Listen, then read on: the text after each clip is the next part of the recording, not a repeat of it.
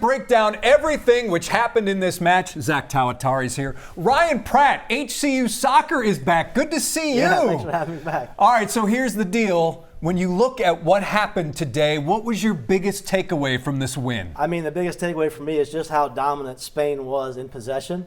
Argentina couldn't get a hold on the ball and couldn't get their foot really in the game. That was the biggest takeaway for me. It did seem like it was just a matter of time before Spain was going to score the go-ahead goal near the end of the game there. It really is remarkable, though, considering how Spain started this tournament, and now look what happens at the end. But we saw that the last time with Argentina not playing well when it won the cup. Yeah, they drew against Cape Verde, first match of the tournament. They grew into the World Cup tournament really phenomenally, and it's a marathon, the World Cup, not a sprint. And they certainly were able to be there at the end of the race.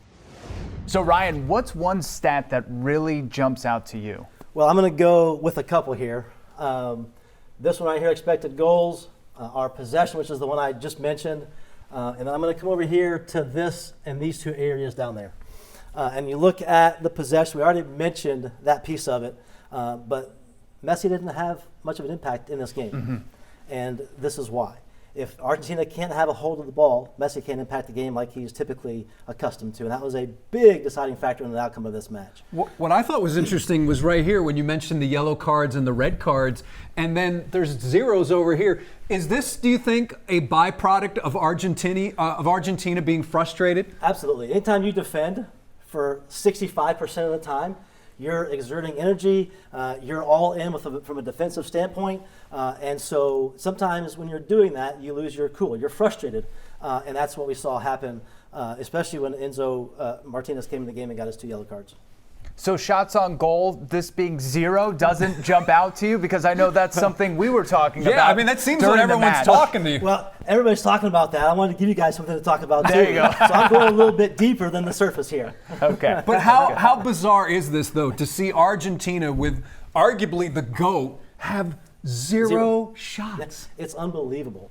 And it's really a testament to how good Spain were in possession, but also when you're in possession, you have a guy back in your defensive stronghold, if you will, in your shape, who is there to recover the ball when they do turn it over. And for me, Rodri was fantastic today. He has been all tournament in that role where in possession, he's able to read the game, put himself in positions when that ball pops out, he's first to it. He can then maintain or allow Spain to maintain possession and go on their attack. This was a tournament about stars, Mbappe and Messi and Ronaldo, and the list goes on and on and on. I don't know if he would probably crack the top 10 when you look at the stars who were heavily promoted throughout this event, and he turns out to be the MVP, if you will. Yeah. I mean, that's the wonderful thing about sports and being on a team, right, is you have to have people that serve different roles.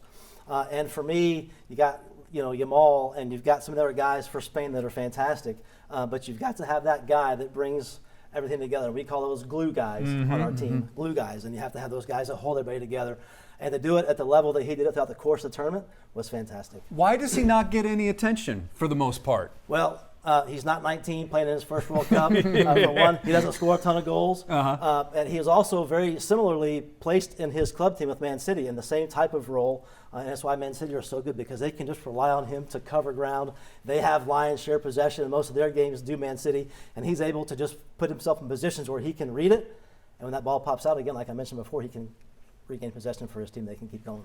If someone had said to you before the tournament that he would win the Golden Ball, would you have said, okay, I see that, or would you said, no way? I think as a coach and a lover of the game of football, or soccer in this case, I think you might see that, but he's not a guy that stands out to people that watch the game. If you're a first-time watcher of the sport, you're not going to look at him and say, oh, I can see why he's so good.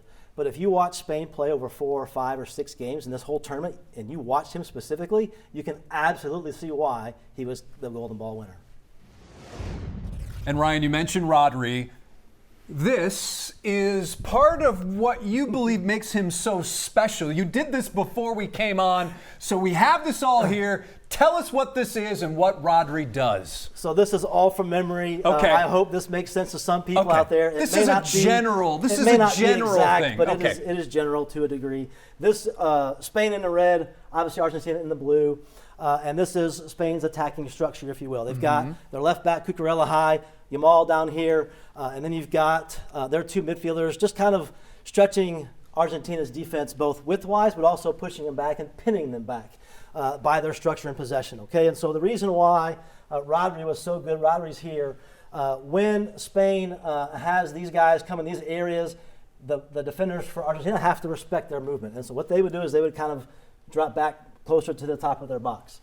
When you do that, now when Argentina gains possession, they only have two outlets.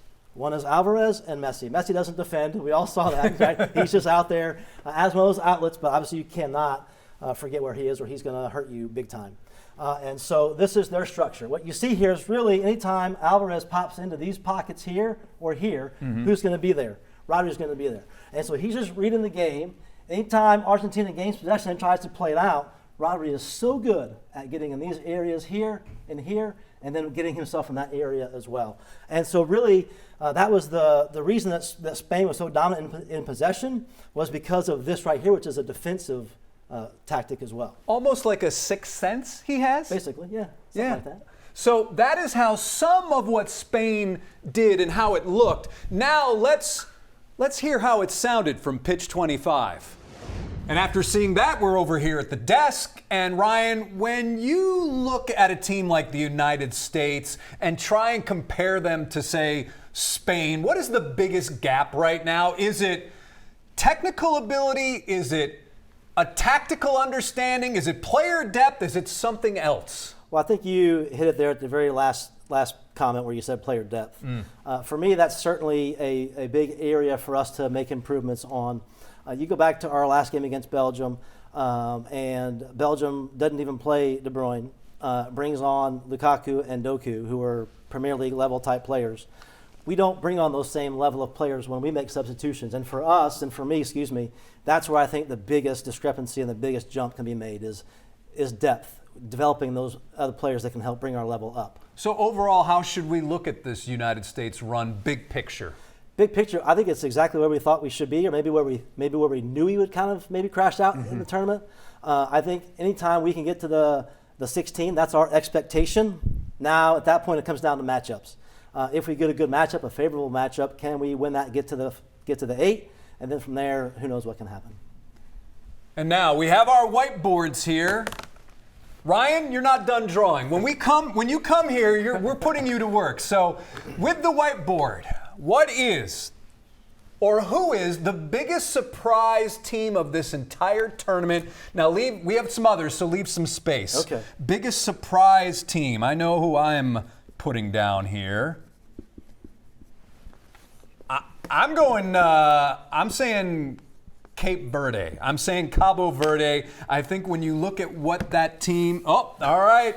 Well, I'll make it a three-way deal here, but I'm going to throw Norway in the mix also. Okay. Oh, yes, okay. Norway. Sure.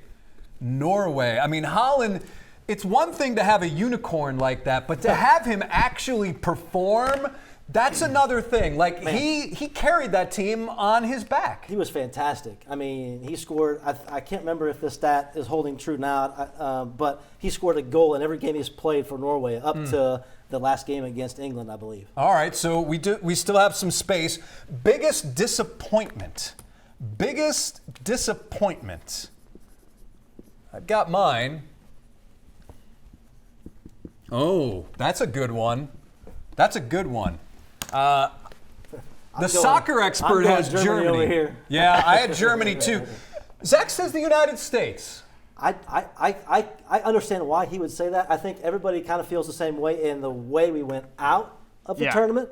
Not getting to the 16, but the way we performed in that match, I think left a lot of people maybe a bad taste in their mouth about our goal. All right, and finally, favorite match of the tourney. Favorite match of the tourney? This might be low-hanging fruit for me. What'd you say? I went 10 goals.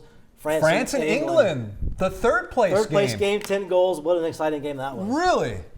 Japan and Brazil for me. I'll tell you why. Because it wasn't so much the game itself as it was the excitement here in Houston leading up to that game. I think so many people we're excited to see it. It was a really cool, coming together of cultures in that game. I liked England and Mexico, and I think you could say something for Argentina and Morocco. The way Argentina was able to come back, I mean, scoring all those goals that late in the match, that was something as well. So, I think there's a case for all of these, but I'm really surprised you would say France and England. I know. I just anytime as a casual looker of soccer and a casual maybe watcher or fan, you want to see goals.